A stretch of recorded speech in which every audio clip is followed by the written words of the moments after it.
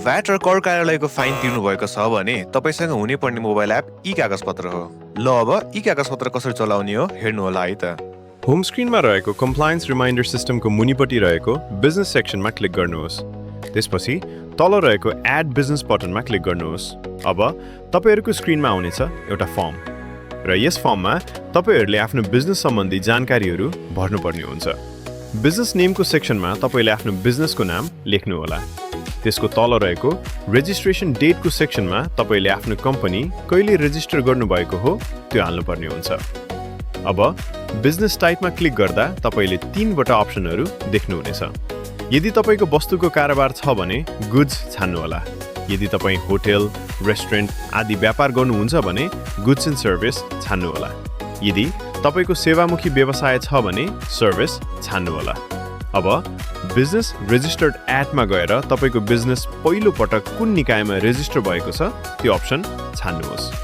यदि तपाईले आफ्नो कम्पनी रेजिस्ट्रारमा दर्ता गर्नुभएको हो भने ओसीआर छान्नुहोस्।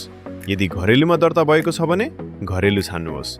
वाणिज्यमा दर्ता भएको छ भने वाणिज्य छान्नुहोस् अथवा वडामा दर्ता भएको छ भने वडा छान्नुहोस्। त्यसपछि बिजनेस रेजिस्टर भएको जिल्ला छान्नुहोस्। कुन स्थानीय सरकार अन्तर्गत दर्ता भएको छ त्यो छान्नुहोस्। यदि तपाईलाई एक्साइज लागू हुन्छ भने क्लिक गर्नुहोस्। एक्जिम कोड लिनुभएको छ भने यहाँ क्लिक गर्नुहोस्। यदि एसएसएफमा आबद्ध हुनुहुन्छ भने यहाँ क्लिक गर्नुहोस्।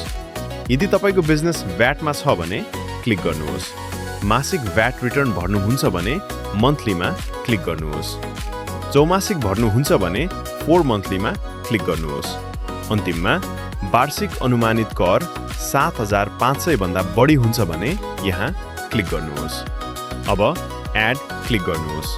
ई कागजपत्रले अब तपाईको बिजनेसको लागि बिजनेस कम्प्लायन्स क्यालेन्डर जेनेरेट गर्नेछ। यहाँ तपाईको कम्प्लायन्स प्रोफाइल क्रिएट भएको छ। साइडमा रहेको एरोमा क्लिक गर्दा तपाईले कम्प्लायन्स टास्कहरू देख्न सक्नुहुनेछ। गरिसक्नु भएको कम्प्लायन्स टास्क छ भने मार्क कम्प्लिट थिच्नुहोस्। कुनै टास्कको बारेमा विस्तृत रूपमा जानकारी लिन चाहनुहुन्छ भने साइडमा रहेको आई बटन थिच्न सक्नुहुनेछ। ड्यू डेट भन्नाले कुनै टास्क गर्ने अन्तिम मिति बुझ्नुपर्ने हुन्छ।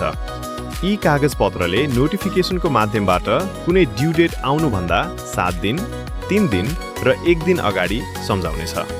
धन्यवाद।